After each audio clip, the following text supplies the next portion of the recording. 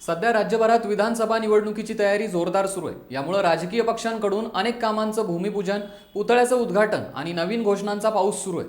निवडणूक आली की या घोषणा केल्या जातात, त्यातल्या काही पूर्ण होतात तर काही हवेत उरून जातात।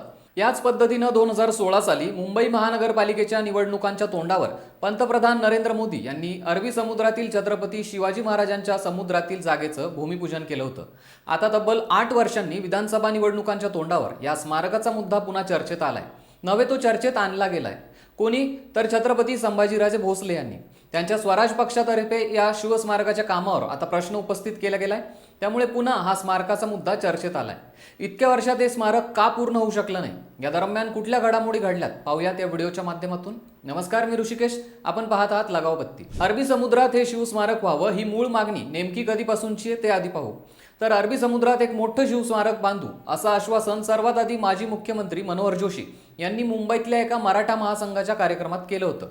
यानंतर अनेकांनी या मागणीवर जोर दिला आणि मग हा विषय निघायला सुरुवात झाली।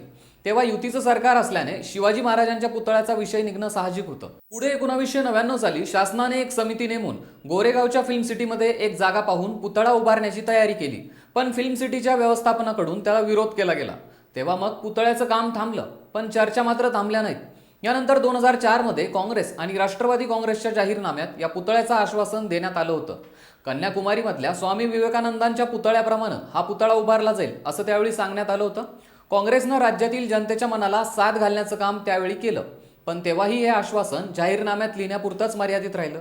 हाच धागा पकडत 2014 साली सत्तेवर आलेल्या भाजपने पुन्हा हा मुद्दा वर काढला आणि थेट पंतप्रधान नरेंद्र मोदी यांच्या हस्ते अरबी समुद्रातील पुतळ्याचं भूमिपूजन करत एक पाऊल पुढे टाकलं। पण तेव्हापासून आतापर्यंत या स्मारकाची एक वीटही रोवली गेलेली नाहीये। ज्या शिवस्मारक उभारणीचं येत्या जात्या सरकारनं नुसतं गाजर दाखवलं, ते स्मारक नेमकं कधी बनवण्यात येईल हे तुर्तास तरी सांगता यायचं नाही, पण ते कसं बनवण्यात येणार आहेत ते पाहूयात। त्यावेळी या स्मारकाचा संपूर्ण आराखडा प्रदर्शित केला होता। जगातला सर्वात उंच शिवरायांचा पुतळा अशी याची ओळख असणार होती। हे शिवस्मारक मुंबईतील राजभवनापासून 1.5 किलोमीटर, गिरगाव चौपाटीपासून 3.5 किलोमीटर तर नरिमन पॉईंटपासून 5 किलोमीटर अंतरावर तयार होणार होतं। समुद्रातल्या एका 15 हेक्टरच्या खडकाळ भागावर हे स्मारक उभारलं जाणार होतं।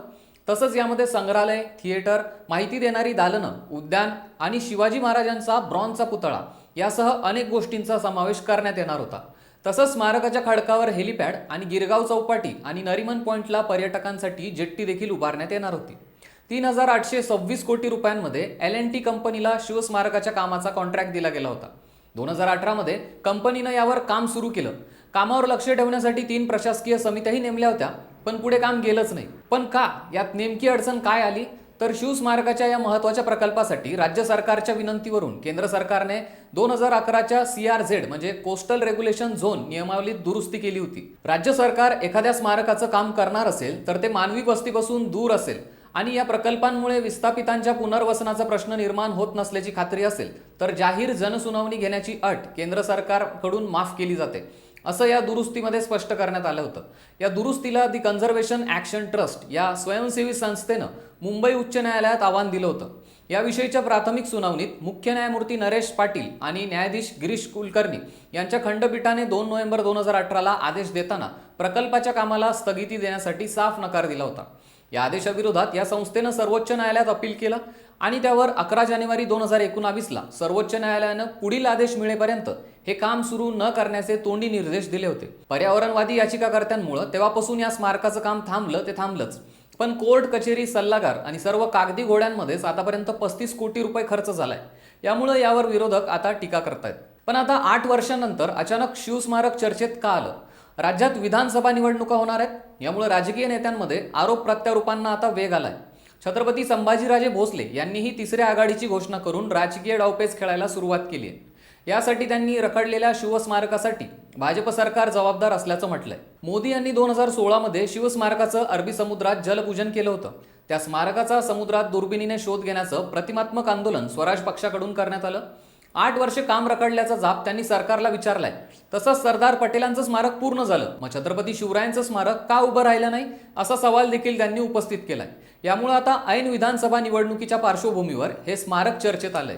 प्रत्येक वेळी निवडणूक आली की राजकीय नेत्यांना या शिवस्मारकाची आठवण आल्याशिवाय राहत नाही। नुकतेच राहुल गांधी हे महाराष्ट्र दौऱ्यावर असताना कोल्हापुरात त्यांनी छत्रपती संभाजी महाराजांच्या पुतळ्याचं उद्घाटन केलं. म्हणजे छत्रपती शिवरायांचं नाव घेऊन राज्यात कायम राजकारण केलं जातं. निवडणुकीच्या तोंडावर शिवरायांवर राजकारण करून सहानुभूती मिळवून मतं मिळवायचे, हा राजकारण्यांचा अजेंडा जुनाच आहे.